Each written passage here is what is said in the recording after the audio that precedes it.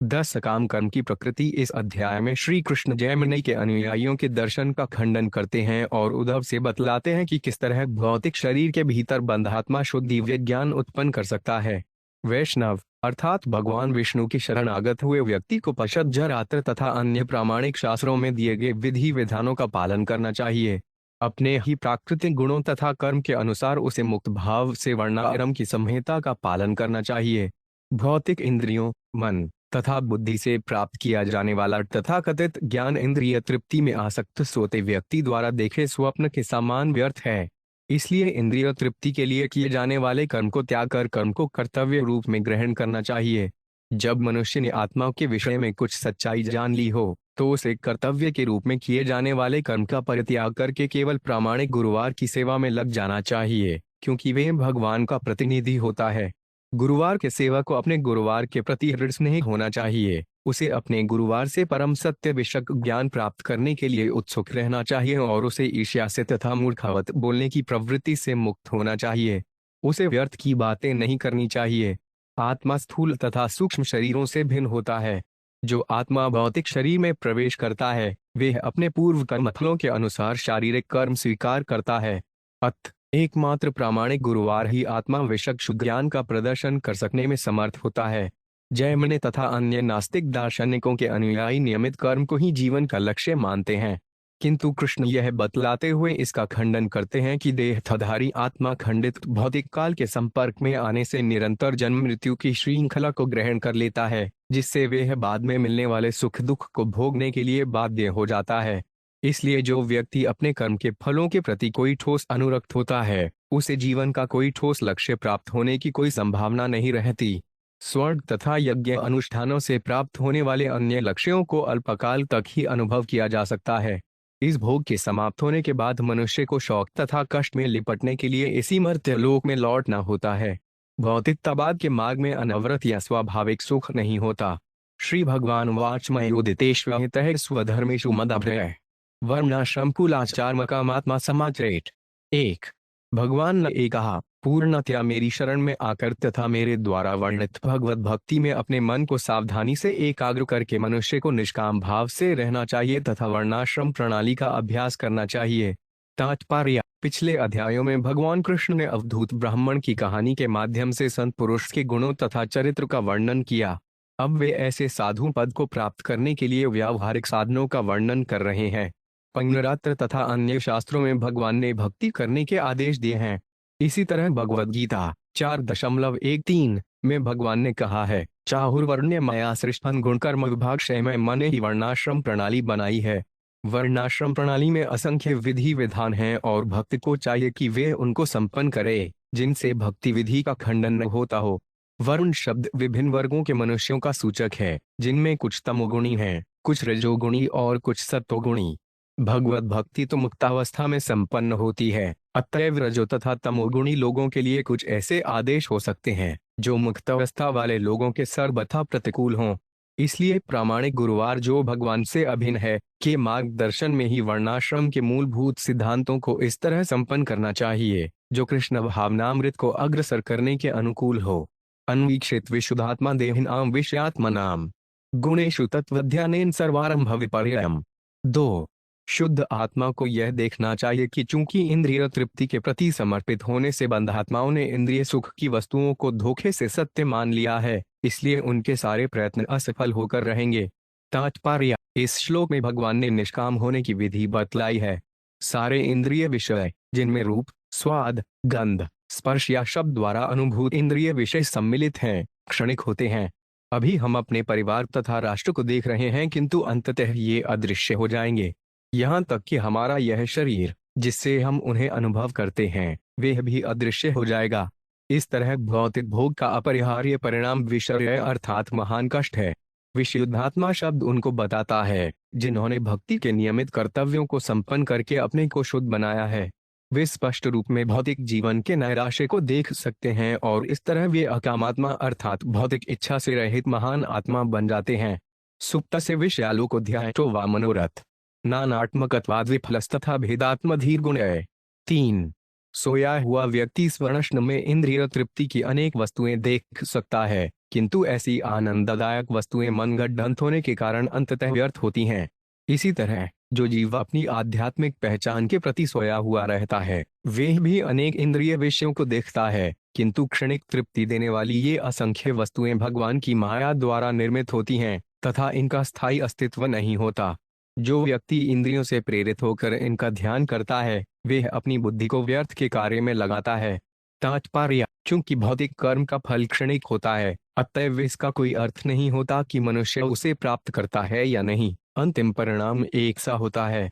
भौतिकतावादी कर्म कभी भी जीवन की सर्वोच्च सिद्धि कृष्ण भावनामृत प्रदान नहीं कर सकते।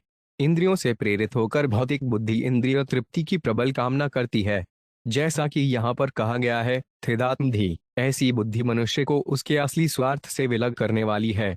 इस तरह भौतिक रूप से अनुकूल तथा प्रतिकूल कर्मों में लीन रहकर बुद्धि भौतिक उन्नयन की असंख्य कोटियों के पीछे लगने से विभक्त हो जाती है। ऐसी विभक्त बुद्धि अशक्त होती है और वे एक परम सत्य भगवान श्री कृष्ण को नहीं समझ सकती।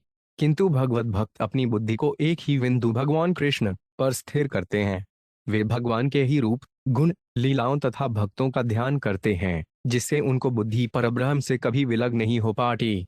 भगवद गीता 2.41 में कहा गया है, व्यवसायात्मिका बुद्धिरेके कुरुनंदन नहु शाखाहनंताश्र बुद्धयो। व्यवसाय नाम जो इस मार्ग पर चलते हैं, वे प्रयोजन में दृढ़ रहते हैं और उनका लक्ष्य भी एक होता है। हे कुरुनंदन, जो दृढ़ प्रतिज्ञ नहीं है, उनकी बुद्धि अनेक शाखाओं में विभक्त रहती है। यदि कोई कृष्ण भावना भावित नहीं है, तो वे अपनी नित्य स्थिति को समझे बिना व्यर्थ स्वप्न देखता है। भौतिक बुद्धि सुख प्राप्त करने के विचित्र साधन ढूंढ लेती है, इसलिए मनुष्य इंद्रिय तृप्ति के एक व्यर्थ कार्यक्रम से दूसरे में कूदता रहता है और यह भूल जाता है कि सारी भौतिक वस्तुएं नश्वर हैं और ये लुप्त हो जाएंगी। इस तरह उसकी बुद्धि भौतिक काम तथा लोभ से संदूषित हो जाती है और संदूषित बुद्धि कभी किसी को जीवन के असली लक्ष्य तक नहीं ले जा पाती। मनुष्य को शुद्ध बुद्धि वाले प्रामाणिक गुरुवार से उपदेश ग्रहण करना चाहिए, तभी वह जीवन को सर्वोच्च सिद्धि कृष्ण भावनामृत को प्राप्त होगा। निवृत्तां कर्म सेवेत प्रवृत्तां मत परस्त्यजेतु जिज्ञासाया संप्रवृत्तनाद्रियेत कर्म घोद नाम। 4. जिसने अपने मन में मुझे अपने जीवन लक्ष्य के रूप में बिठा लिया है, उसे इंद्रिय तृप्ति पर आधारित कर्म त्याग देने चाहिए और उन्नति के लिए विधि विधानों द्वारा अनुशासित कर्म करना चाहिए। किंतु जब कोई व्यक्ति आत्मा के चरम सत्य की खोज में पूरी तरह लगा हो, तो उसे सकाम कर्मों को नियंत्रित करने वाले शास्त्रीय आदेशों को भी नहीं मानना चाहिए। तात्पर्य: श्रील विश्वनाथ चक्रवर्ती ठाकुर की व्याख्या है कि जिज्ञासाया संप्रवृत्त शब्द योगारूढ़ व्यक्ति के द्योतक है। भगवद गीता 6.3-4 में कहा गया है कि आर्करुक्षो मुनिय कर्म कारण मुच्यते योगारूढ़स्य तसेव शब्द कारण मुच्यते यदा हि नेत्रियार्थेषु न कर्मस्वनुषगते सर्वसंकल्पसंन्यासी योगारूढ़स्तच्यते। अष्टांग योग के नवसाधक के लिए कर्म को साधन कहा गया है और योग सिद्ध पुरुष के लिए समस्त भौतिक कार्यकलापों का परित्याग ही साधन कहा जाता है। जब कोई पुरुष समस्त भौतिक इच्छाओं का त्याग करके न तो इंद्रिय तृप्ति के लिए कार्य करता है और न सकाम कर्मों में प्रवृत्त होता है, तो वह योगारूढ़ कहलाता है। यहाँ पर यह उदाहरण दिया जा सकता है कि सामान्य व्यक्ति भौतिक इंद्रिय सुख के लिए स्त्रियों की संगति का आनंद लेना चाहेगा, इसे प्रवृत्त कर्म कहते हैं। धार्मिक व्यक्ति भी स्त्री की संगति का आनंद लेगा, किंतु वर्णाश्रम पद्धति के विधि विधानों के अंतर्गत ही ऐसा करेगा। किंतु जो व्यक्ति आध्यात्मिक उन्नति में पूरी तरह लीन रहता है, वह यौन संग से प्राप्त होने वाली सारी इंद्रिय तृप्ति को त्याग देगा, चाहे वह वैध हो या अवैध। इसी तरह प्रवृत्त कर्म की अवस्था में, जो कि सामान्य इंद्रिय तृष्टि है, मनुष्य जीभ को अच्छी लगने वाली हर वस्तु खाएगा। इसके विपरीत भौतिकतावादी भक्त कभी कभी अच्छे अच्छे पकवान तैयार करके अर्चा विग्रह को अर्पित करेगा, जिसका उद्देश्य अपनी जीभ तथा उदर की तुष्टि होता है, भगवान की तुष्टि नहीं। किंतु जो संप्रवृत्त होता है, अर्थात आध्यात्मिक चेतना में पूरी तरह लगा रहता है, वह अपनी जीभ की तृप्ति में कभी रुचि नहीं लेता। वह भौतिकतावादी व्यक्तियों द्वारा पकाए भोजन से दूर रहता है। वह उतना ही भोजन करता है जितने से वे कृष्ण की सेवा करने लायक बना रहे और जिस भोजन को अर्चा विग्रह को उनकी प्रसन्नता हेतु अर्पित किया जा चुका हो। आध्यात्मिक साक्षात्कार की विधि बद्ध जीव को भौतिकतावादी चेतना के निम्नतम बिंदु से ऊपर उठाकर भगवान की भक्ति में पूर्ण तल्लीनता तक ले जाती है। प्रारंभ में उसे यह शिक्षा दी जाती है कि वह अपने कर्मफल को सर्वप्रथम भगवान को अर्पित करके अपनी भोग लालसाओं को उनसे जोड़ दे। किंतु प्रगत अवस्था में सकाम कर्म करने की प्रेरणा कर्म चोदनम समाप्त हो जाती है और मनुष्य बिना किसी स्वार्थमय उद्देश्य के भगवान की प्रेमा भक्ति में लग जाता है। उदाहरणार्थ, कृष्ण भावनामृत का उपदेश देने वाले विरक्त सन्यासी को अथवा विरक्त गृहस्थ को भी गृहस्थ जीवन में इंद्रिय तृप्ति के लिए आवश्यक समस्त आदेशों को पूरा नहीं करना होता। अंततः हर मनुष्य को कृष्ण भावनामृत का दिव्य कर्तव्य स्वीकार करना चाहिए। अपनी इच्छाओं को पूर्ति के लिए कर्म करके तब कृष्ण को उनका फल अर्पित करने को बजाय मनुष्य को चाहिए कि भगवान की अपनी घनिष्ठ इच्छाओं के अनुसार उन्हें प्रसन्न करने में पूरी तरह लग जाए। श्रील भक्ति सिद्धांत सरस्वती ठाकुर के अनुसार भौतिक जगत को भोगने का कोई भी प्रयास, चाहे धार्मिक दृष्टि से हो या अधार्मिक दृष्टि से हो, अंततः विरोधों से पूर्ण होता है। मनुष्य को सच्चा निष्काम पद अर्थात शुद्ध भगवत प्रेम का पद प्राप्त करना चाहिए और जीवन की सारी समस्याओं को हल करना चाहिए। यमान भीक्षणम सेवेत नियमान मत पर क्वत्तित मद्भिर्यम गुरुवार शांतमुपासीत मदात्मकम। 5. जिसने मुझे अपने जीवन का परम लक्ष्य मान लिया है, उसे चाहिए कि पाप कर्मों का निषेध करने वाले शास्त्रीय आदेशों का कठोरता से पालन करे और जहां तक हो सके गौण नियमों को यथा स्वच्छता की संस्तुति करने वाले आदेशों को संपन्न करे। किंतु अंततः उसे प्रामाणिक गुरुवार के पास जाना चाहिए, जो मेरे साकार रूप के ज्ञान से पूर्ण होता है, जो शांत होता है और जो आध्यात्मिक उत्थान के कारण मुझसे भिन्न नहीं होता। तात्पर्य: यमान शब्द मनुष्य की शुद्धता को बनाए रखने के लिए आवश्यक प्रमुख विधि विधानों को बतलाता है। कृष्ण भावनामृत आंदोलन में समस्त प्रामाणिक सदस्यों को मांस, मछली तथा अंडा खाना छोड़ देना चाहिए और उन्हें नशा, जुआ खेलने तथा अवैध यौन से भी बचना चाहिए। अभिगम शब्द यह सूचित करता है कि मनुष्य कठिन परिस्थितियों में भी ऐसे निषिद्ध कार्यों को किसी समय संपन्न नहीं कर सकता। नियमान शब्द कम अनिवार्य आदेशों का द्योतक है, यथा दिन में 3 बार स्नान करना। कतिपय कठिन परिस्थितियों में मनुष्य प्रतिदिन 3 बार स्नान नहीं कर सकता, फिर भी वह अपना आध्यात्मिक पद बनाए रखता है। किंतु यदि कोई कठिन परिस्थितियों में भी पापूर्ण निषिद्ध कार्यों में संलग्न होता है, तो उसका आध्यात्मिक पतन अवश्य भावी है। अंत में, जैसा कि उपदेशामृत में कहा गया है, मात्र विधि विधानों में चिपके रहने से आध्यात्मिक सिद्धि नहीं मिल सकती। उसे प्रामाणिक गुरुवार के पास जाना चाहिए, जो मद अभिगम होता है अर्थात ईश्वर के साकार रूप के ज्ञान से युक्त होता है। मत मुझको शब्द प्रामाणिक गुरुवार को परम सत्य की निर्विशेष धारणा से युक्त होने की संभावना का निषेध करता है। यही नहीं, गुरुवार को अपनी इंद्रियों पर पूर्ण नियंत्रण होना चाहिए, इसलिए वह शांत कहलाता है। भगवान के उद्देश्य के प्रति पूर्ण शरणागत होने से ऐसा गुरुवार मदात्मकम होता है अर्थात भगवान से अभिन्न होता है। अमान्य मत्सरो दक्षो निर्ममो हड्य सौहृदय असत्वरो 5 जिज्ञासुर न सुयुर्मोघवा कूछे। गुरुवार के सेवक अथवा शिष्य को झूठी प्रतिष्ठा से मुक्त होना चाहिए और अपने को कभी भी कर्ता नहीं मानना चाहिए। उसे सदैव सक्रिय रहना चाहिए और कभी भी आलसी नहीं होना चाहिए। उसे पत्नी, बच्चे, घर तथा समाज सहित समस्त इंद्रिय विषयों के ऊपर स्वामित्व के भाव को त्याग देना चाहिए। उसे अपने गुरुवार के प्रति प्रेमपूर्ण मैत्री की भावना से युक्त होना चाहिए और उसे कभी भी न तो पथभ्रष्ट होना चाहिए, न मोहग्रस्त। सेवक या शिष्य में सदैव आध्यात्मिक ज्ञान में आगे बढ़ने की इच्छा होनी चाहिए। उसे किसी से ईर्ष्या नहीं करनी चाहिए और व्यर्थ की बातचीत से बचना चाहिए। तात्पर्य: कोई भी व्यक्ति अपने को तथाकथित पत्नी, परिवार, घर, समाज इत्यादि का स्थायी स्वामी नहीं कह सकता। ऐसे भौतिक संबंध समुद्र की सतह पर उठने वाले बुलबुलों के समान प्रकट तथा अप्रकट होते रहते हैं। कोई भी व्यक्ति अपने को घर, समाज तथा परिवार को बनाने वाले भौतिक तत्वों का सृष्टा नहीं कह सकता। यदि यह तथ्य होता कि माता पिता ही अपने बच्चों के शरीर के निर्माता हैं, तो वे अपने माता पिता से पहले कभी न मरते। माता पिता बच्चों के लिए दूसरा शरीर गढ़ देते। इसी तरह माता पिता स्वयं भी न मरते, क्योंकि वे अपने लिए पुराने शरीरों के स्थान पर नए शरीर गढ़ लेते। वस्तुतः हर एक के शरीरों को तथा भौतिक समाजों को निर्मित करने वाले सारे तत्वों को ईश्वर ही बनाता है। इसलिए इसके पूर्व की मृत्यु इन वस्तुओं को हमारे अधिकार से खींच ले, हमें इनका उपयोग स्वेच्छा से उस गुरुवार की प्रेमा भक्ति में करना चाहिए, जो भगवान कृष्ण का प्रामाणिक प्रतिनिधि होता है। तब ऐसी वस्तुएं शौक का कारण न बनकर सुख के कारण बन सकेंगी। जाया पतिगृह क्षेत्र स्वजन द्रव्यणादिषु उदासीन संपश्यन सवेश्वर्थभिवात्मन। 7.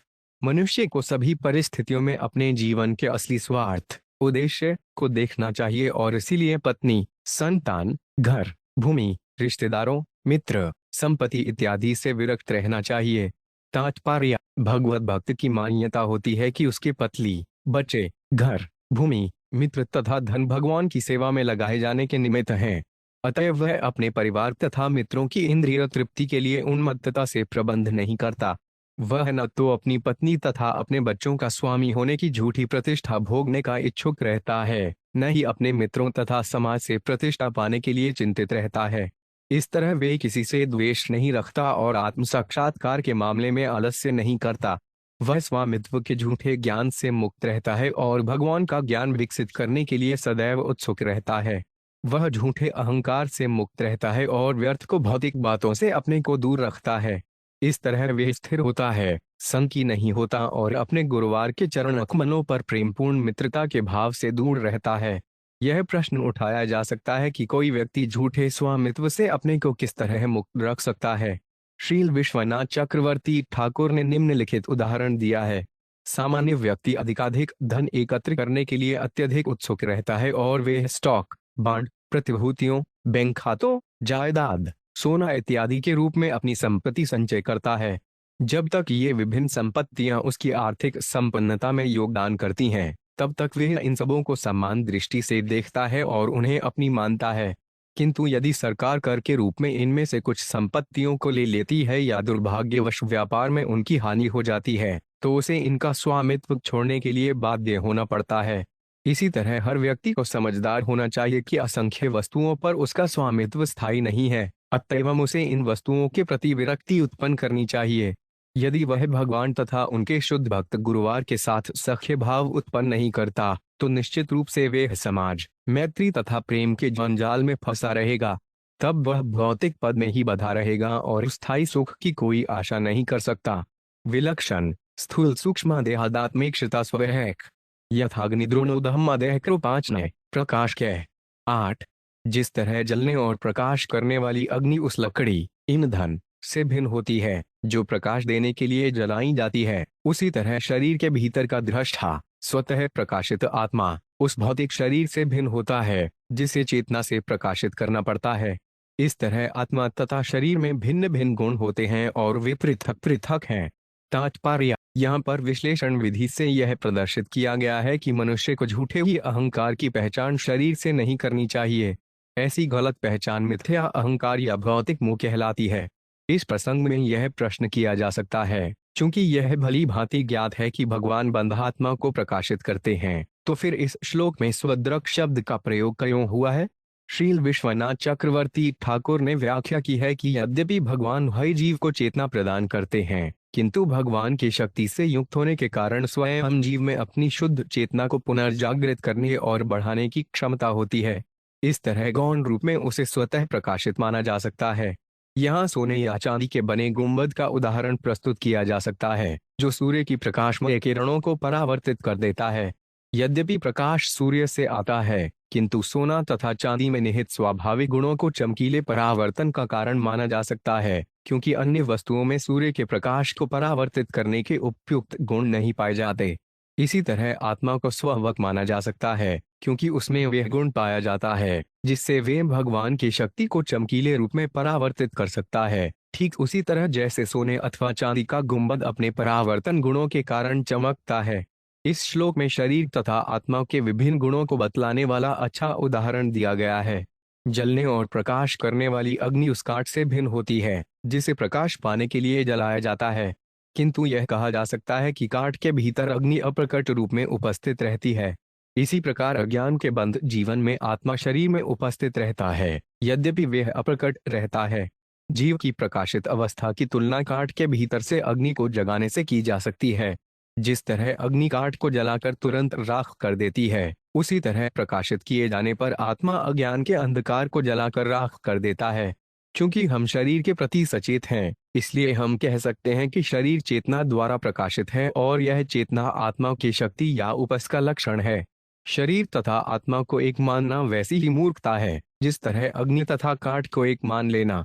अग्नि तथा काठ अथवा आत्मा तथा शरीर के मध्य जो घनिष्ठ आकस्मिक संबंध है, उससे इस बात में कोई अंतर नहीं आता कि अग्नि काठ से भिन्न है अथवा आत्मा सदैव ही शरीर से भिन्न है। निरोधोत्पत्तियन उभनानात्व तत्कृतान गुणान अंतः प्रविष्ट आधत एवं देह गुणान पर। नौ, ईंधन की दशा के अनुसार अग्नि जिस तरह सुप्त, प्रकट, क्षीण, तेज जैसे विविध रूपों में प्रकट हो सकती है, उसी तरह आत्मा भौतिक शरीर में प्रवेश करता है और शरीर के विशिष्ट लक्षणों को स्वीकार करता है। तात्पर्य: यद्यपि किसी वस्तु विशेष में अग्नि प्रकट और लुप्त हो सकती है, किंतु अग्नि तत्व सदैव विद्यमान रहता है। इसी प्रकार नित्य आत्मा उपयुक्त शरीर के भीतर प्रकट होता है और फिर उस शरीर से लुप्त हो जाता है, परंतु आत्मा का अस्तित्व सदैव बना रहता है। जिस प्रकार अग्नि अपने ईंधन से भिन्न है, उसी प्रकार आत्मा शरीर से भिन्न है। दियासलाई की काड़ी से लघु अग्नि प्रकट होती है, किंतु गैसोलीन की टंकी के विस्फोट से आकाश तक लपटों फैल जाती हैं, तो भी अग्नि एक है। इसी तरह एक आत्मा ब्रह्मा के शरीर में प्रकट हो सकता है और दूसरा चींटी के शरीर में, किंतु गुण की दृष्टि से आत्मा प्रत्येक शरीर में एक सा है।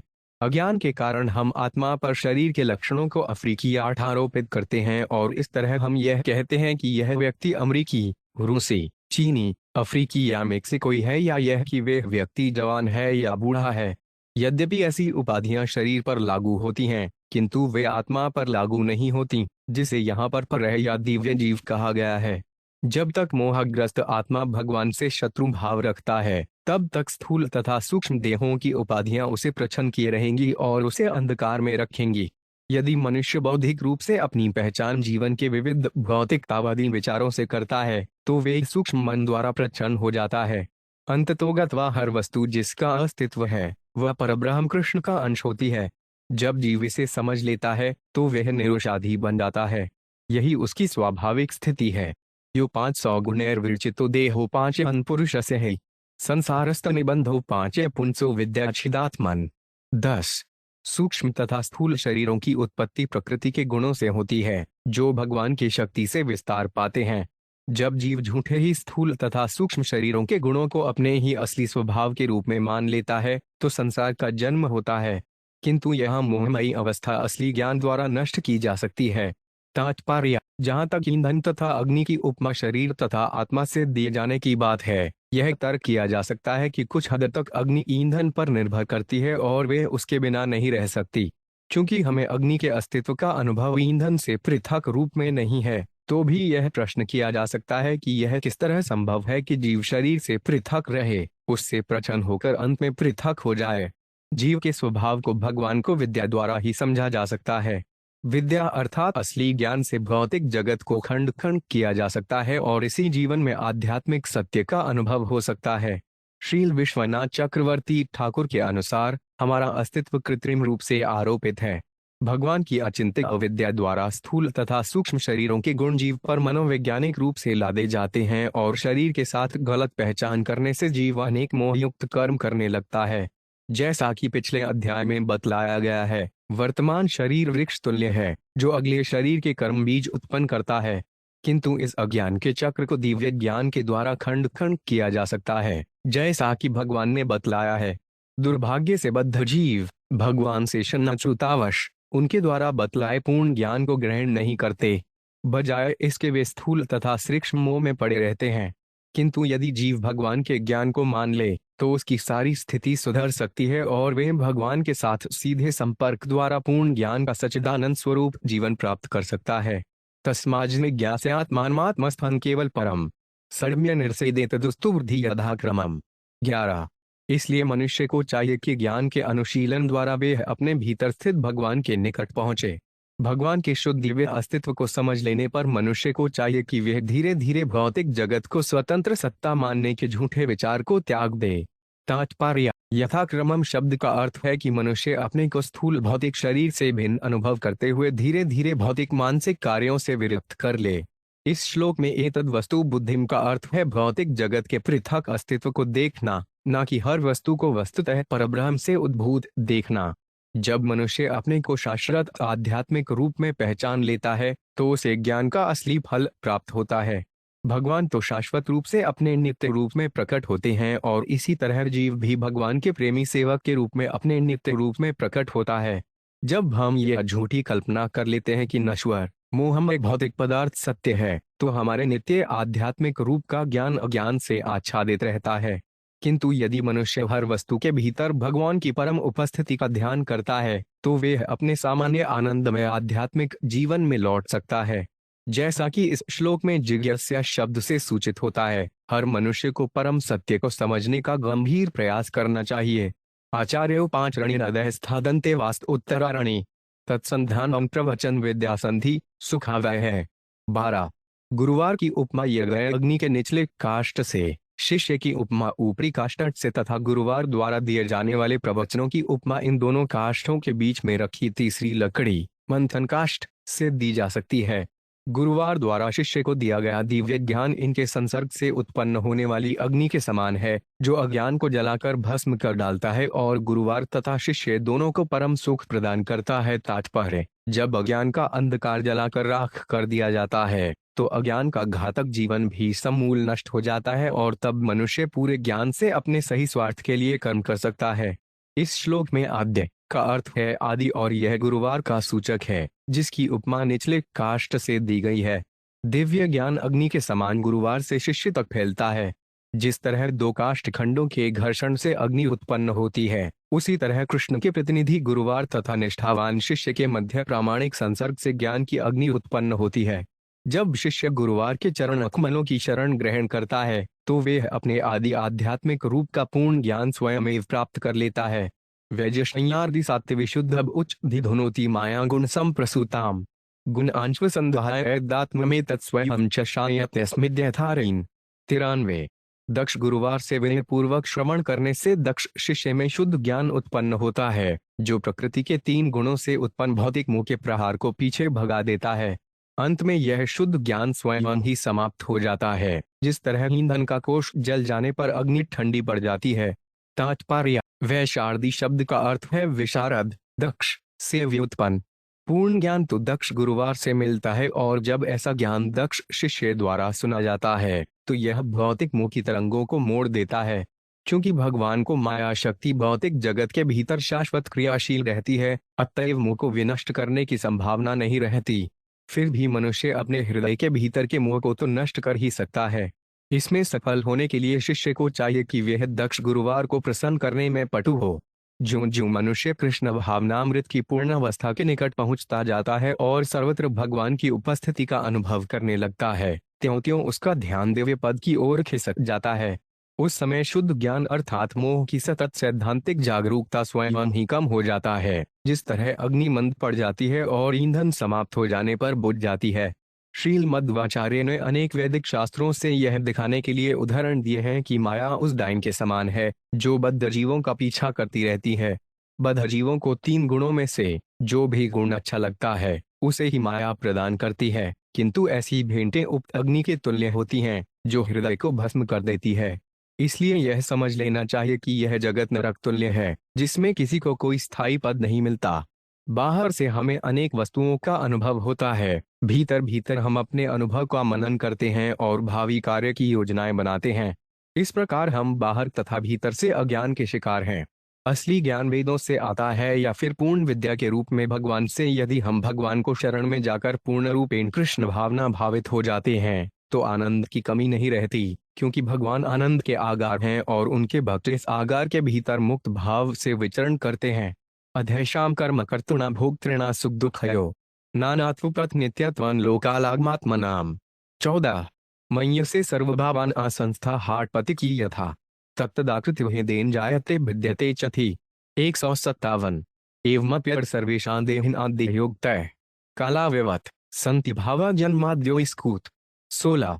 हे उद्धव, मैंने तुम्हें पूर्ण ज्ञान बतला दिया, किंतु ऐसे भी दार्शनिक हैं जो मेरे निष्कर्ष का प्रतिवाद करते हैं। उनका कहना है कि जीव का स्वाभाविक पद तो सकाम कर्म में निरत होना है और वे जीव को उसके कर्म से उत्पन्न सुख दुख के भोक्ता के रूप में देखते हैं। इस भौतिकतावादी दर्शन के अनुसार जगत, काल, प्रामाणिक शास्त्र तथा आत्मा, ये सभी विविधतायुक्त तथा शाश्वत हैं और विकारों के निरंतर प्रवाह के रूप में विद्यमान रहते हैं। यही नहीं, ज्ञान एक अथवा नित्य नहीं हो सकता, क्योंकि यह विविध एवं परिवर्तनशील पदार्थों से उत्पन्न होता है। फलस्वरूप ज्ञान स्वयं भी परिवर्तनशील होता है। हे उद्धव, यदि तुम इस दर्शन को मान भी लो तो भी जन्म, मृत्यु, जरा तथा रोग सदा बने रहेंगे, क्योंकि सारे जीवों को काल के प्रभाव के अधीन भौतिक शरीर स्वीकार करना होगा। तात्पर्य: श्रील विश्वनाथ चक्रवर्ती ठाकुर के अनुसार इस श्लोक में भगवान कृष्ण ने उद्धव से यह कहा, हे उद्धव, अभी मैंने जो उपदेश दिए उनमें मैंने जीवन के वास्तविक उद्देश्य को स्पष्टोक्ति कर दी है। किंतु कुछ लोग ऐसे हैं, विशेष रूप से जैमिनी कवि के अनुयायी, जो मेरे निष्कर्ष का प्रतिवाद करते हैं। यदि तुम उनके ज्ञान को उपयुक्त समझते हो और मेरे उपदेशों को स्वीकार नहीं करते, तो निम्नलिखित व्याख्या सुनो। जैमिनी के अनुयायियों के अनुसार जीव मूलत तथा स्वभावत सकाम कर्मों का करता है और उसके सुख दुख उसके अपने कर्मों के फल होते हैं। जीवों द्वारा भोग प्राप्त किए जाने वाला यह जगत, उनके द्वारा भोगा गया समय, भोग प्राप्त करने के साधन बतलाने वाले प्रामाणिक शास्त्र तथा वे सूक्ष्म शरीर जिनसे जीव भोग का अनुभव करता है, ये सारे के सारे न केवल नाना रूपों में विद्यमान रहते हैं, अपितु वे शाश्वत भी हैं। जीव को भौतिक पदार्थों तथा स्थितियों की नश्वरता देखकर अथवा जगत को माया के रूप में देखकर भौतिक इंद्रिय दृष्टि से विराग उत्पन्न करने की आवश्यकता नहीं है। ऐसे भौतिकतावादी दर्शन के अनुसार फूलमाला, चंदन या सुंदर स्त्री जैसे भौतिक पदार्थ विशिष्ट प्राकट्यों में क्षणिक होते हैं, किंतु सृष्टि तथा संहार के प्राकृतिक प्रवाह के माध्यम से वे निरंतर विद्यमान रहते हैं। दूसरे शब्दों में, यद्यपि किसी स्त्री विशेष का स्वरूप नश्वर है, किंतु भौतिक जगत में सुंदर स्त्रियां सदैव रहेंगी ही। इस तरह धर्मशास्त्रों के अनुसार सकाम अनुष्ठान, कर्मकांड सावधानी से करने से मनुष्य जन्म जन्मांतर स्त्रियों तथा संपत्ति से भोग्य संपर्क बनाए रह सकता है। इस तरह मनुष्य की इंद्रिय तृप्ति शाश्वत बनी रहेगी। जैमिनी दार्शनिकों का यह भी कहना है कि ऐसा कोई समय नहीं था जब यह जगत उस रूप में विद्यमान न रहा हो जैसा कि आज है, जिसका अर्थ यह है कि इस जगत के बनाने वाला कोई परम नियंता नहीं है। उनका दावा है कि इस जगत की व्यवस्था सत्य तथा उपयुक्त है, वे मायामय नहीं है। इसके अतिरिक्त यह भी कहना है कि आत्मा के आदि शाश्वत रूप का कोई नित्य ज्ञान नहीं है।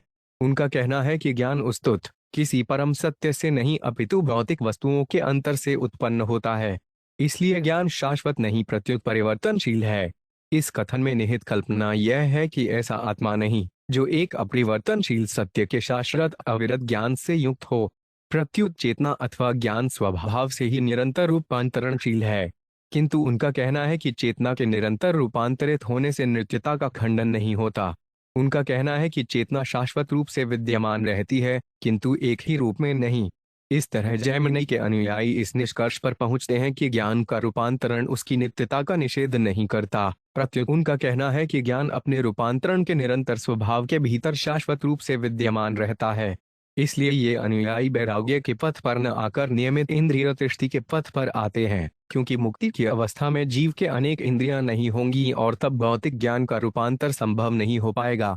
ऐसे दार्शनिकों का विचार है कि मुक्ति की ऐसी अपरिवर्तनशील अवस्था की प्राप्ति जीव की सहज क्रियाशीलता को पंगु बना देगी और यह उसके हित में नहीं होगा। ऐसे भौतिकतावादी दार्शनिकों को निवृत्ति मार्ग रोचक नहीं लगता। ऐसे भौतिकतावादी दर्शन को यदि हम तर्क के तौर पर विद्यमान भी लें, तो यह आसानी से दिखलाया जा सकता है कि नियमित इंद्रिय तृप्ति के मार्ग से जीव को तमाम अवांछित और कष्टकारक परिणाम उठाने पड़ सकते हैं। इसलिए भौतिकतावादी दृष्टिकोण से भी वैराग्य वांछनीय है। भौतिक काल दिन, सप्ताह, मास, वर्ष जैसे विभागों में बटा हुआ है और इस भौतिक काल द्वारा ही जीव को बारंबार जन्म, मृत्यु, जरा तथा व्याधि का कष्ट उठाना पड़ता है। ऐसे वास्तविक कष्ट पूरे विश्व को उठाने पड़ते हैं, यह सर्वविदित है। श्रील विश्वनाथ चक्रवर्ती ठाकुर का कहना है कि इस प्रकार भगवान कृष्ण ने उद्धव को भौतिकतावादी दर्शन के दोष बतलाए। हम इसके आगे यह कह सकते हैं कि यदि कोई झूठे तौर पर जैमिनी तथा उनके असंख्य आधुनिक अनुयायियों के नास्तिक दर्शन को स्वीकार करता है, जो जीव जन्म, मृत्यु, जरा तथा व्याधि के कष्ट में सदा फंसा रहता है, यह घटिया नास्तिक दर्शन इंद्रिय तृप्ति को जीवन के एकमात्र लक्ष्य के रूप में प्रोत्साहन देता है, किंतु ऐसा होने पर जीव नियमित इंद्रिय तृप्ति को अपनाने की गलती करेगा तो उसे अंततः नरक जाना पड़ेगा। भगवान कृष्ण उद्धव से स्वयं कह रहे हैं कि यह भौतिकतावादी दर्शन मिथ्या है और जीव के वास्तविक हित में नहीं है। तत्रापि कर्मणा कर्तुर स्वातंत्र्यं च लक्ष्यते भोक्तुष्ण दुख सुखियों कुन्वर्थों विवशान भजेत। 17। यह भी सकाम कर्म करने वाला शाश्वत सुख की इच्छा करता है, किंतु यह स्पष्ट देखने में आता है कि भौतिकतावादी कर्मीजन प्रायः दुखी रहते हैं और कभी कभी ही तुष्ट होते हैं। इस तरह यह सिद्ध होता है कि वे न तो स्वतंत्र होते हैं, न ही अपना भाग्य उनके नियंत्रण में होता है। जब कोई व्यक्ति सदा ही दूसरे के नियंत्रण में रह रहा हो, तो फिर वे अपने सकाम कर्मों से किसी महत्वपूर्ण परिणाम की आशा कैसे रख सकता है? तात्पर्य: यद्यपि भौतिकतावादी लोग कृष्ण भावनामृत का बहिष्कार करके क्षणिक इंद्रिय तृप्ति के पीछे लगे रहते हैं, किंतु यह इंद्रिय तृप्ति भी प्राय उनकी पहुंच के बाहर होती है। यदि कोई व्यक्ति अपने भाग्य को वश में कर पाता, तो फिर वे अपने लिए समस्याएं क्यों उत्पन्न करता? कोई भी बुद्धिमान व्यक्ति अपने या अपने प्रियजनों पर मृत्यु, बुढ़ापा या रोग क्यों ला देगा? मनुष्य को यह मानना होगा कि ये अवांछित कष्ट किसी उच्च शक्ति द्वारा उस पर लादे जा रहे हैं। चूंकि हम स्पष्टतया सर्वोच्च सत्ता के अधीन हैं, इसलिए ऐसा नास्तिकतावादी दर्शन, जो मनुष्य को केवल सकाम कर्म करने और सुखी जीवन लाने का उपदेश देता हो, नितांत अपूर्ण है। सुख दुख तो काल के प्रभाव से उत्पन्न है। जब कोई स्त्री गर्भवती होती है, तो उसका पति, उसके संबंधी तथा इष्टमित्र उत्सुकता पूर्वक शिशु जन्म की प्रतीक्षा करते हैं। समय बीतने पर जब शिशु जन्मता है, तो सबों को परम सुख होता है। किंतु ज्यों ज्यों बालक वृद्ध होता है और अंत में जब वह मरता है, तो वही कालक्रम कष्ट का कारण बन जाता है। अज्ञानी व्यक्ति व्यर्थ ही उन वैज्ञानिकों की सहायता के लिए मुंह ताकते हैं, जो मृत्यु को रोकने के लिए अपनी प्रयोगशालाओं में बड़ी तेजी से तथा निरर्थक ही कार्य करते हैं। आधुनिक काल में जीवन की असुविधाओं को दूर करने के लिए आविष्कार किए गए हैं, किंतु इनसे विश्व भर के करोड़ों लोगों को असहनीय असुविधा ही हुई है। केवल महामूर्ख व्यक्ति ही यह प्रस्ताव करेगा कि परम नियंता कोई नहीं है और मनुष्य कुशल भौतिक कार्यों के द्वारा अनुकूल फल पा सकता है। अंततोगत्वा सारे कार्यकलाप व्यर्थ हैं, क्योंकि उनको चरम परिणति संहार होती है। यदि मोटर कार चलाने वालों के पास सीमित नियंत्रण रहे, तो स्थिति और भी गंभीर होती है, क्योंकि इससे दुर्घटना होनी अनिवार्य है। इसी तरह यद्यपि हम शरीर को सुख की ओर ले जाना चाहते हैं, किंतु शारीरिक आवश्यकताओं पर हमारा कोई नियंत्रण नहीं होता, अतएव दुर्घटना अवश्य भावी है। जैसा कि भगवद गीता 9.3 में कहा गया है, अश्रद्धाना पुरुषा धर्मस्यास्य परंतप अप्राप्यमान वर्तन्ते मृत्यु संसारवर्तिनी। हे परंतप, जो लोग भक्ति में श्रद्धा नहीं रखते वे मुझे प्राप्त नहीं कर पाते। अत वे इस भौतिक जगत में जन्म मृत्यु के मार्ग पर वापस आते रहते हैं। यदि कोई भगवान कृष्ण का भक्त नहीं है, तो उसके कर्मों का अंतिम परिणाम मृत्यु संसार मात्र है, अर्थात बारंबार जन्म तथा मृत्यु। न देहिना सुखं किंचिद् विदुधाम्पि तथा च दुख मूढ़ानावृत्थाभरणं परम। 18। संसार में यह देखा जाता है कि कभी कभी बुद्धिमान व्यक्ति भी सुखी नहीं रहता। इसी तरह कभी कभी महामूर्ख भी सुखी रहता है। भौतिक कार्यों को दक्षतापूर्वक संपन्न करके सुखी बनने की विचारधारा मिथ्या अहंकार का व्यर्थ प्रदर्शन मात्र है। तात्पर्य: ऐसा तर्क किया जा सकता है कि बुद्धिमान व्यक्ति इस संसार में दक्षतापूर्वक पुण्य कार्य कर सकता है और इस तरह वे कभी कष्ट नहीं पाएगा, क्योंकि दुख तो पापूर्ण या अपवित्र कार्यों से उत्पन्न होता है। किंतु प्राय पवित्र बुद्धिमान व्यक्तियों को भी महान कष्ट भोगते देखा गया है, क्योंकि कभी कभी वे अपना कर्तव्य पूरा नहीं कर पाते और कभी कभी जाने या अनजाने निषिद्ध कर्म करते हैं। इस तर्क से भगवान इस सिद्धांत का खंडन करते हैं कि भौतिक शुद्धता के बल पर ही मनुष्य बिना कृष्ण भावनामृत के निरंतर सुखी रह सकता है। दूसरी ओर यह देखा जाता है कि महामूर्ख या पापी व्यक्ति भी कभी कभी सुख का अनुभव करते हैं, क्योंकि पाप में लगे व्यक्ति भी कभी कभी किसी तीर्थ स्थान को यात्रा करके अथवा किसी संत पुरुष की सहायता करके संयोगवश कुछ पुण्य कर्म कर लेते हैं। ईश्वर की भौतिक सृष्टि इतनी जटिल और मोहग्रस्त करने वाली है कि जो लोग शुद्धता के प्रति समर्पित होते हैं, वे भी कभी कभी पुण्य कर्म कर लेते हैं। इसलिए हमें भौतिक जगत में न तो परम सुख मिलता है, न परम दुख। प्रत्युत हर व्यक्ति पूर्ण ज्ञान के बिना इधर उधर भ्रमित सा मडराता रहता है। शुद्धता तथा पाप सापेक्ष भौतिक विचार हैं, जो सापेक्ष सुख तथा दुख प्रदान करते हैं। परम सुख का अनुभव कृष्ण भावनामृत के पूर्ण पद पर या ईश प्रेम के पद पर किया जाता है। भौतिक जीवन सदैव ही द्विधापूर्ण तथा सापेक्ष रहा है, जबकि कृष्ण भावनामृत पूर्ण सुख का वास्तविक पद है। यदि प्राप्ति विधाता उच्च जानन्ति सुख दुःख्यो तेन प्यग्धा न विदुर्योगं मृत्युर्न प्रभवेद यथा। 19। यदि लोग यह जान भी लें कि किस तरह सुख प्राप्त किया जाता है और किस तरह दुख से बचा जाता है, तो भी वे उस विधि को नहीं जानते जिससे मृत्यु उनके ऊपर अपनी शक्ति का प्रभाव न डाल सके। तात्पर्य: यदि तथाकथित बुद्धिमान भौतिकतावादी लोग सुख प्राप्त करने तथा दुख को नष्ट करने का साधन जानते हैं, तो उन्हें चाहिए कि अवश्य भावी मृत्यु से लोगों का उद्धार करें। विज्ञानी जन इस समस्या को हल करने में जुटे हुए हैं, किंतु क्योंकि वे पूरी तरह असफल रहे हैं, अतः यह मानना होगा कि वे वास्तव में बुद्धिमान नहीं हैं और वे सुख प्राप्त करने तथा कष्ट दूर करने के साधन नहीं जानते। यह सोचना निरी मूर्खता होगी कि गर्दन के ऊपर तलवार लटकती रहे और मनुष्य सुखी रहे। भगवान कृष्ण ने भगवद गीता में कहा है, मृत्यु सर्वहरथा आहे, मैं तुम्हारे समक्ष मृत्यु रूप में उपस्थित होता हूँ और प्रत्येक वस्तु को हर ले जाता है। हमें आंख मूंद कर भौतिक जीवन के संकट की अनदेखी नहीं करनी चाहिए, अपितु भगवान की अहेतु की कृपा को स्वीकार करना चाहिए, जिसे उन्होंने चैतन्य महाप्रभु के अवतार रूप में हमें उदारता से प्रदान किया है। हमें चैतन्य महाप्रभु के चरण कमलों में अपने को समर्पित करना चाहिए, जो मुंह मांगा सुख प्राप्त करने का वास्तविक साधन भगवद नाम का कीर्तन प्रदान करने वाले हैं। यह प्रकीर्तिच्छा है और इस विधि को अपनाना हमारे स्वार्थ में है। को तीन वर्थ सुखिते मन कामो वा मृत्युरंति के आदघाता नियमानस वशध्य सेवन तुष्टिद। 20 मृत्यु अच्छी नहीं लगती, और क्योंकि हर व्यक्ति फांसी के स्थान पर ले जाए जाने वाले दंडित व्यक्ति के समान है, तो फिर भौतिक वस्तुओं या उनसे प्राप्त तृप्ति से लोगों को कौन सा संभव सुख मिल सकता है।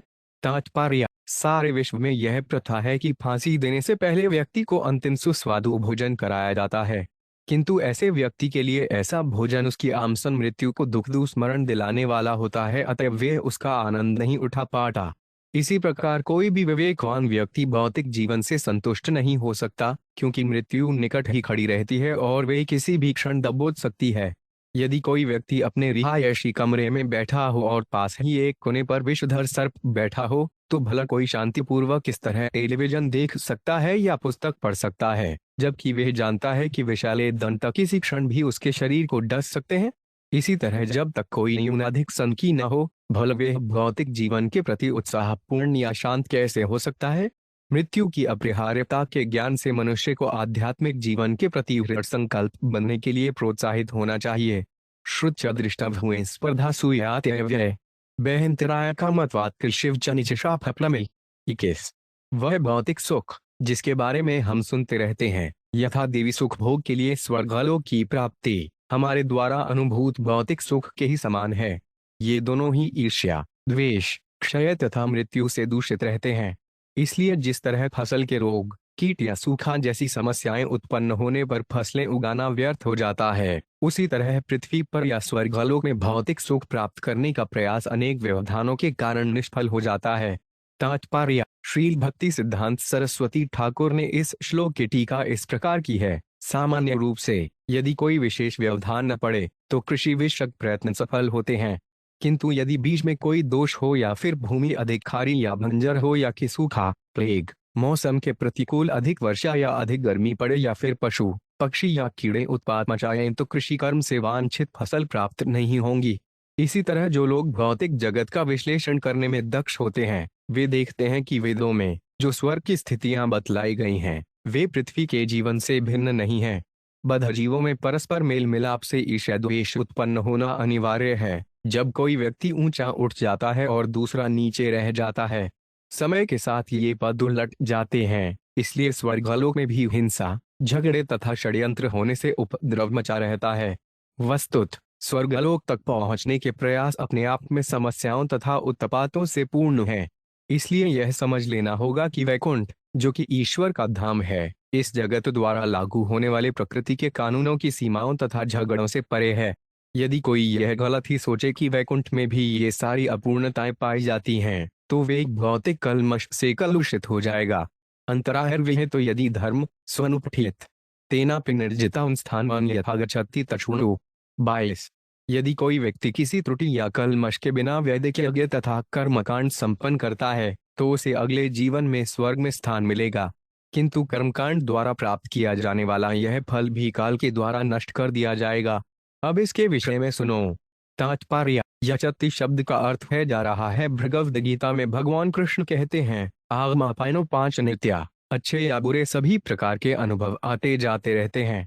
इसलिए गच्छति शब्द अच्छे से अच्छे संपन्न हुए सकाम यज्ञ के फल के लुप्त होने का सूचक है। कोई भी भौतिक पद, चाहे कितना भी बुरा या अच्छा हो, अपूर्ण होता है।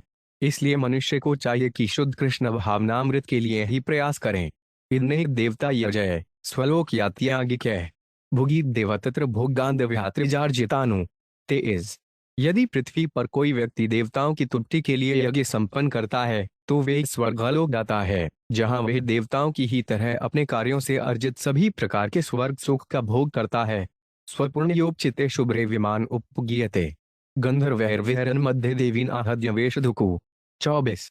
स्वर्ण प्राप्त कर लेने के बाद यज्ञ करने वाला व्यक्ति चमचमाते वायुयान में बैठकर यात्रा करता है, जो उसे पृथ्वी पर उसके पुण्य कर्म के फल स्वरूप प्राप्त होता है।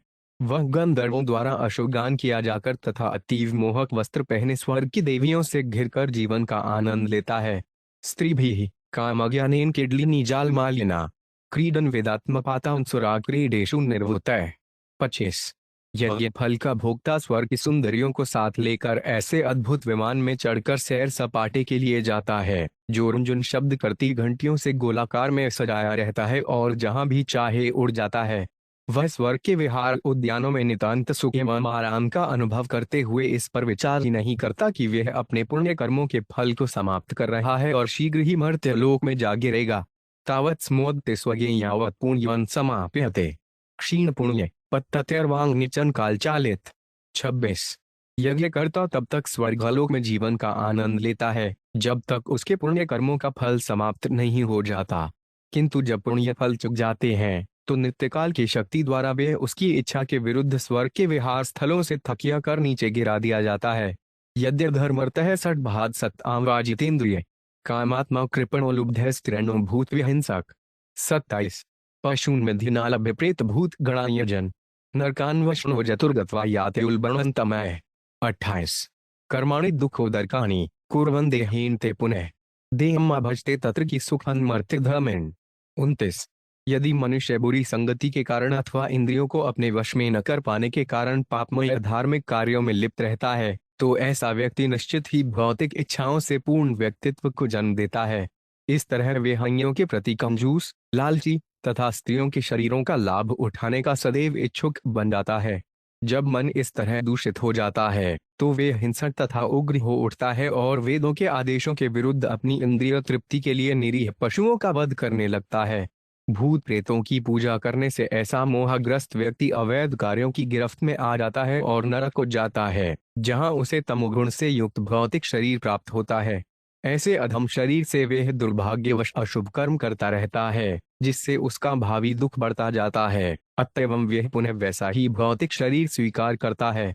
ऐसे व्यक्ति के लिए ऐसा कौन सा सुख हो सकता है जिसके लिए वह अपने को ऐसे कार्यों में लगाता है जो अपरिहार्य रूप से मृत्यु पर समाप्त हो जाते हैं। तात्पर्य: सभ्य जीवन हेतु वैदिक विश्लेषण से दो मार्ग निकलते हैं। जो व्यक्ति निकृति मार्ग को ग्रहण करता है वे तुरंत ही भौतिक इंद्रिय तृप्ति का परित्याग कर देता है और तपस्या तथा भक्ति कर्मों के द्वारा अपने जीवन को शुद्ध बनाता है। प्रवृत्ति मार्ग में वे इंद्रियों को निरंतर इंद्रिय विषयों की पूर्ति कराता रहता है, किंतु वे इन इंद्रिय विषयों का उपयोग कठोर विधि विधानों तथा कर्मकांड के अनुसार करता है, जिससे उसका हृदय क्रमश शुद्ध हो जाता है और भौतिक इंद्रियों को प्यास बुझती है। जैसा कि इस श्लोक में तथा पिछले श्लोक में बतलाया गया है, दुर्भाग्यवश प्रवृत्ति मार्ग अत्यंत चलायमान है, जिससे जीव विरक्त होने की बजाय अपने वश से बाहर होता जाता है और इंद्रिय तृप्ति में अधिकाधिक लिप्त हो जाता है। पिछले श्लोक में नियमित वैध इंद्रिय तृप्ति के मार्ग का वर्णन किया गया था और इस श्लोक में अवैध आसुरी इंद्रिय तृप्ति के मार्ग का वर्णन हुआ है। इस श्लोक में सज्जक्लिद अस्ताम वाजितेद्वय पद महत्वपूर्ण है। बुरी संगति से मनुष्य पापमय जीवन में गिर सकता है अथवा अच्छी संगति में भी हो सकता है वे अपनी इंद्रियों को वश में करने में असफल रह जाते हैं। अंततोगत्वा हर जीव अपने अस्तित्व के लिए उत्तरदायी है। इस श्लोक का अधर्मतः शब्द अत्यधिक यौन जीवन, मांसाहार, सुरापान तथा मानव आचार संहिता का उल्लंघन करने वाले अन्य अशुभ कार्यों में अत्यधिक संलग्न होने को इंगित करने वाला है। तमोगुणी होने के कारण ऐसे लोगों में क्रूर मनोवृत्ति विकसित होती है, जिससे वे किसी भी उत्सव को असहाय पशुओं के वध से प्राप्त प्रचुर मांस के उपभोग के बिना व्यर्थ मानते हैं। अंततः ऐसे लोग भूत प्रेतों के वशीभूत होते हैं, जो उनके अच्छे बुरे के विवेक को हर लेते हैं। समस्त प्रकार की शालीनता खोकर ऐसे व्यक्ति भौतिक जीवन के घने अंधकार में जाने के पात्र बन जाते हैं। कभी कभी ऐसे कामी, उन्मत्तमान सभक्षी अपने को पवित्र मानकर व्यर्थ ही ईश्वर से प्रार्थना करते हैं। वे असंख्य भौतिक इच्छाओं से पीड़ित होकर एक शरीर से दूसरे में चक्कर काटते रहते हैं और उन्हें सही सुख नहीं मिल पाता। शील भक्ति सिद्धांत सरस्वती ठाकुर ने लिखा है कि भौतिक जीवन इतना विचलित करने वाला होता है कि ब्रह्मा के पूरे दिन लगभग 8 अरब 64 करोड़ वर्ष का जीवन पाकर भी वह मृत्यु के भय से पीड़ित रहता रहेगा। वस्तुतः साक्षात ब्रह्मा भी मृत्यु भय से विशुद्ध रहते हैं, तो फिर 70 से 80 वर्षों तक जीवित रहने वाले शुद्र मनुष्यों के विषय में क्या कहा जा सकता है। इसीलिए यहाँ पर कहा गया है कि सुखमर्त्य धर्मिण, जो लोग भौतिक मुंह के दुखदायी मुट्ठी में हैं, वे कौन सा सुख पा सकते हैं। लोकान लोकपालान आमद्भयं कल्पजीवी नाम ब्रह्मणु 5 पिभयोन मतुद्विप्रार्ध प्रायुष 30। स्वर्ग से लेकर नरक तक सभी लोकों में तथा उन समस्त महान देवताओं के लिए जो 1000 चतुर्युग तक जीवित रहते हैं, मुझ काल रूप के प्रति भय व्याप्त रहता है। यहाँ तक कि ब्रह्मा जी, जिनकी आयु 3,19,190 40 अरब वर्ष है, भी मुझसे डरे रहते हैं। तात्पर्य, वैदिक वाङ्मय ऐसे कथनों से भरा पड़ा है जो यह सिद्ध करते हैं कि बड़े बड़े देवता तक भगवान की काल शक्ति से भयभीत रहते हैं। यहाँ तक कि स्वर्गलोक तक में भौतिक जीवन के कष्टों से पिंड नहीं छूटता। कोई भी बद्ध जीव शाश्वत रूप से जीवित नहीं रह सकता, जैसा कि हिरण्यकशिपु तथा अन्य असुरों की मृत्युओं से प्रदर्शित होता है। क्योंकि देवतागण भी भगवान को काल शक्ति से भयभीत रहते हैं, अतः सरलता पूर्वक यह निष्कर्ष निकाला जा सकता है कि कृष्ण ही परम सत्य हैं और वे हर वस्तु के परम नियंता हैं। एकमात्र भगवान कृष्ण असली आश्रय हैं। गुणा सृजन्ति कर्माणि गुणों 5 न सूझते गुणान जी वस्तु गुण संयुक्तो भूरे कर्म फलानिया सौंप 31। भौतिक इंद्रियां पवित्र या पापमय कर्म उत्पन्न करती हैं और प्रकृति के गुण भौतिक इंद्रियों को गति प्रदान करते हैं। जीव इन भौतिक इंद्रियों तथा प्रकृति के गुणों में पूरी तरह संलग्न रहकर सकाम कर्म के विविध फलों का अनुभव करता है। तात्पर्य, पिछले श्लोकों में बतलाया गया है कि सकाम कर्मों के वशीभूत होने से जीव को नरक में धकेल दिया जाता है। इस श्लोक में सकाम कर्मों पर जीव की अधीनता की वास्तविक प्रकृति का वर्णन हुआ है। यह देखा जा सकता है कि मनुष्य के कर्म भौतिक इंद्रियों द्वारा संपन्न किए जाते हैं और जीव ऐसे कर्मों से केवल अवगत ही रहता है। चाहे वह देवताओं की पूजा करता हो या उनका भोग करता हो या कृषि अथवा बौद्धिक कार्य करता हो, प्रत्येक दशा में भौतिक इंद्रियां ही कार्य करती हैं।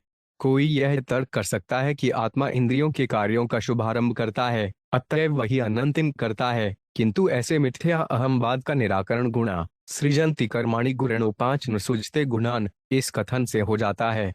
प्रकृति के 3 गुण सत्तो रजो तथा तमोगुण भौतिक इंद्रियों के कार्यों को उत्तेजित करते हैं और जीव किसी एक गुण के वशीभूत होकर अपने कर्म के अच्छे या बुरे फल को केवल अनुभव करता है। इससे स्वेच्छा का निषेध नहीं होता, क्योंकि जीव विभिन्न गुणों से संगति करना चाहता है। खाने, बोलने, संभोग करने इत्यादि से जीव प्रकृति के विविध गुणों से संगति मनोवृत्ति विकसित करता है और विशिष्ट मनोवृत्ति विकसित करता है, किंतु इन सबों में प्रकृति के गुण कर्म करते हैं, न कि जीव। इस श्लोक का असौ शब्द इंगित करता है कि जीव मिथ्या ही प्रकृति द्वारा संपन्न कार्य के लिए अपने को कर्ता मानता है।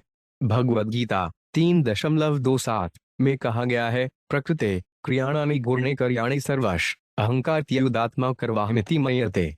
जीवात्मा अहंकार के प्रभाव से मोहग्रस्त होकर अपने आप को समस्त कार्यों का कर्ता मान बैठता है, जबकि वास्तव में वे प्रकृति के तीनों गुणों द्वारा संपन्न किए जाते हैं। जीवन के इस मिथ्या अहंकार को त्याग करके तथा भगवत भक्ति को ग्रहण करके ही बद्ध जीव को मुक्त बनाया जा सकता है, जिससे जीव अर्थात भगवान को तटस्था शक्ति, उनको बहिरंगा शक्ति अर्थात माया के विषक्षोभकारी प्रभाव से बच जाता है। भगवत भक्ति में मुक्त जीव अपने वास्तविक सच्चिदानंद स्वरूप का अनुभव करता है। अच्छा फल पाने के लिए कर्म करना स्वाभाविक है, किंतु सर्वोत्तम फल उसे प्राप्त हो सकता है जो भगवान के दास रूप में अपने स्वाभाविक पद में पुनः स्थापित होने की इच्छा से भक्ति करता है। इस तरह किसी विशेष फल के लिए अपने ही कर्मों का दुष्प्रयोग करने की प्रवृत्ति को शुद्ध बनाया जा सकता है। तब प्रकृति के गुण तथा भौतिक इंद्रियां जीव को माया में नहीं लगा सकेंगी। जीव स्वभाव से आनंदमय है और जब उसका मोह समाप्त हो जाता है तो सारे कष्टों का अंत हो जाता है। तब मुक्त आत्मा वैकुंठ में रहने के लिए उपयुक्त होता है। यावत् स्यात् गुण वैषम्यन्तव नानात्वमात्मन् नानात्वमात्मनो यावत् पारतल्यांत देव है। 32। जब तक जीव यह सोचता है कि प्रकृति के गुणों का अलग अलग अस्तित्व है, तब तक वे अनेक रूपों में जन्म लेने के लिए बाध्य होगा और वे अनेक प्रकार के भौतिक जीवन का अनुभव करेगा। इसलिए जीव प्रकृति के गुणों के अधीन सकाम कर्मों पर पूरी तरह आश्रित रहता है। तात्पर्य: घृण वैशस्यम शब्द भगवान कृष्ण के विस्मरण का सूचक है, जिसके कारण मनुष्य विभिन्न भौतिक विविधताओं को पृथक सत्ता के रूप में देखता है। जीव इन भौतिक विविधताओं के प्रति आकृष्ट होने तथा उनमें श्रद्धा रखने के कारण इन विविधताओं को विभिन्न भौतिक शरीरों में यथा देवता, शुकर, व्यापारी, कौट इत्यादि में अनुभव करने के लिए बाध्य हो जाता है। कर्ममीमांसा दार्शनिकों के अनुसार ऐसा कोई दिव्य जीव नहीं जो सारे जगत का मूलाधार हो। वे भौतिक विविधता को अंतिम सत्य मानते हैं, किंतु हर वस्तु के वास्तविक आधार तो भगवान कृष्ण है। हर वस्तु उनमें है और वे हर वस्तु में है। भगवान का शुद्ध भक्त कृष्ण को सर्वत्र देखता है और प्रकृति के विविध गुणों को भगवान कृष्ण को शक्ति के रूप में मानता है। जो कृष्ण को नहीं देखता वे निश्चय ही विविधता को परम सत्य के रूप में देखेगा। ऐसी दृष्टि माया कहलाती है और वे पशु दृष्टि के समान है। पारतंत्र नियम का अर्थ है कि मनुष्य तब तक सकाम कर्मों के जाल में जकड़ा रहेगा जब तक वे अपनी उथली विभाजक दृष्टि को छोड़ नहीं देता। यावदस्या स्वतंत्रत्वंतावधि दुवर्तो भयम यह तत्समपासीरेस्ते महांति शुच्चार पिता। 33। जो बद्ध जीव प्रकृति के गुणों के अधीन होकर सकाम कर्मों पर निर्भर रहता है वे मुझ भगवान से डरता रहता है, क्योंकि मैं उसके सकाम कर्मों के फल को लागू करता हूँ। जो लोग प्रकृति के गुणों की विविधता को यथार्थ मानकर भौतिकवादी जीवन की अवधारणा स्वीकार करते हैं वे भौतिक भोग में अपने को लगाते हैं। फलस्वरूप वे सदैव शौक तथा दुख में डूबे रहते हैं। तात्पर्य: जीव मोह या माया के पाश में बंधा है। वह यद्यपि यह समझ सकता है कि वह परम शक्ति के आश्रित है, वह परमेश्वर की सेवा नहीं करना चाहता। इस तरह वह जीवन से ही भयभीत हो उठता है। भौतिक इंद्रिय तृप्ति की इच्छा करते हुए जीव कंसासुर को तरह सदैव अपनी भौतिक व्यवस्था के नष्ट होने से डरता है।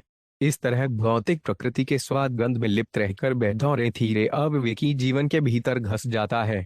माया की दो शक्तियां हैं, पहली जीव को प्रच्छन्न करती है और दूसरी उसे नारकीय जीवन में गिरा देती है। माया से प्रच्छन्न होने पर मनुष्य विवेक शक्ति खो बैठता है और तब माया उस मूर्ख को अज्ञान के अंधकार में डाल देती है।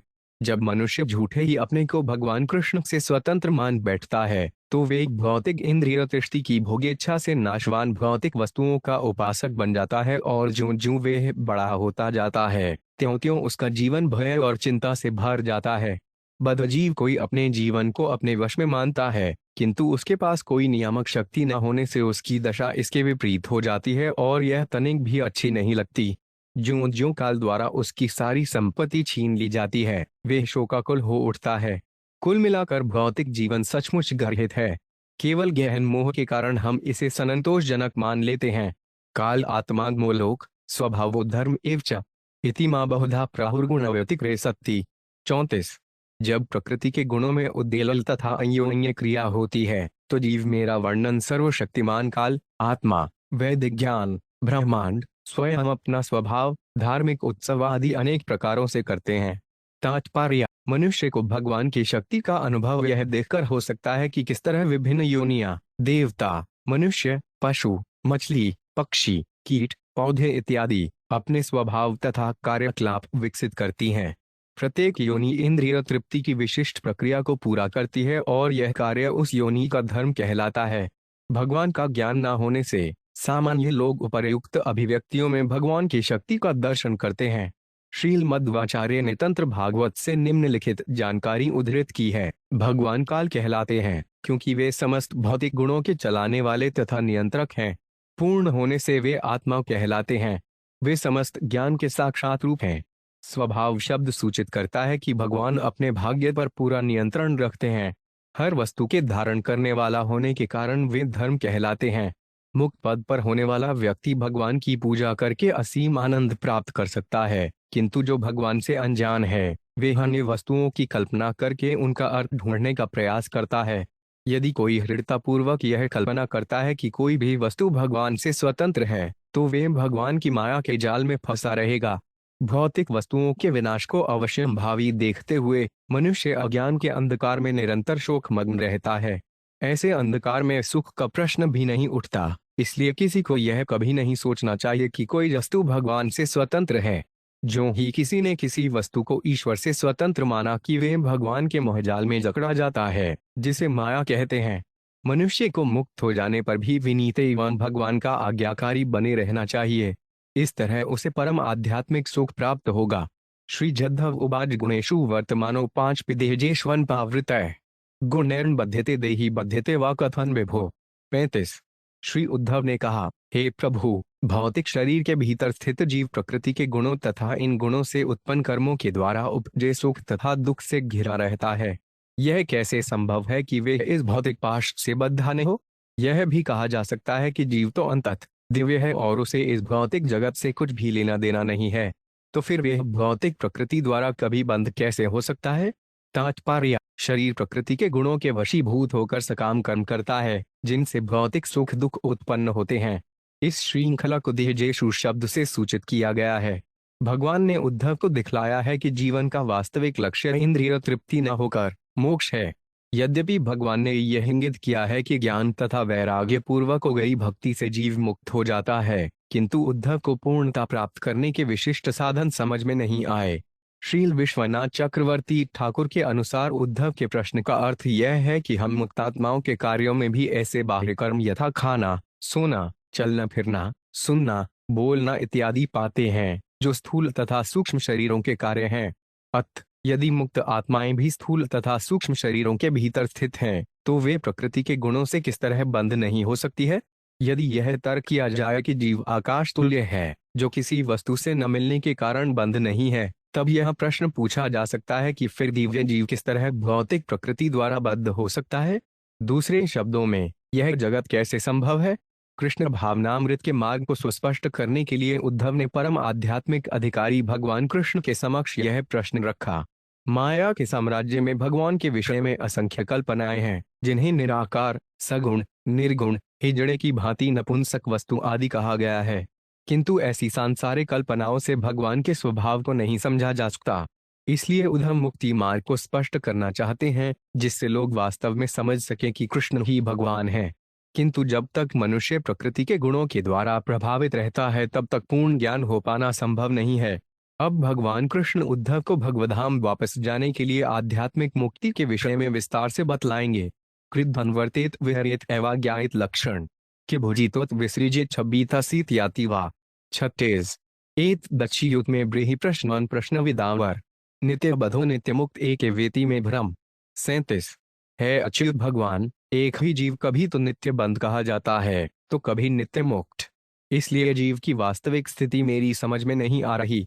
हे प्रभु, आप दार्शनिक प्रश्नों का उत्तर देने वालों में सर्वोपरि हैं। कृपा करके मुझे वे लक्षण समझाएं, जिनसे यह बतलाया जा सके कि नित्य बद्ध तथा नित्य मुक्त जीव में क्या अंतर है। वे किन विधियों से स्थित रहते हैं, जीवन का भोग करते हैं, खाते हैं, मल त्याग करते हैं, लेटते हैं, बैठते हैं या इधर उधर जाते हैं। तात्पर्य, पिछले श्लोकों में भगवान कृष्ण ने उद्धव को यह बतलाया कि नित्य मुक्तात्मा प्रकृति के 3 गुणों से परे है। चूंकि मुक्तात्मा को सत्वगुण से भी परे माना जाता है, तो फिर उसे पहचाना कैसे जाए? प्रकृति के गुणों से जो मनुष्य का भौतिक शरीर उत्पन्न करते हैं, झूठी पहचान करने पर मनुष्य माया से बद्ध हो जाता है। दूसरी ओर गुणों को पार कर जाने पर मनुष्य मुक्त हो जाता है। किंतु खाने, मल विसर्जन करने, आराम करने, बैठने, सोने जैसे सामान्य कार्यों में मुक्तात्मा तथा बंधात्मा एक जैसे लगते हैं। इसीलिए उद्धव प्रश्न कर रहे हैं, मैं किन लक्षणों से यह पहचान सकता हूं कि कोई जीव बिना अहंकार के ऐसे बाह्य कर्म कर रहा है, और किन लक्षणों से यह पहचान सकता हूं कि कोई माया के बंधन में रहकर कार्य कर रहा है? यह कठिन है, क्योंकि मुक्तात्मा तथा बद्धात्मा के सामान्य शारीरिक कार्य एक जैसे लगते हैं। कृष्ण को अपना निजी आध्यात्मिक गुरुवार मानकर उद्धव उनके पास गए हैं और यह जानना चाहते हैं कि भौतिक तथा आध्यात्मिक जीवन के अंतर को कैसे समझा जाए।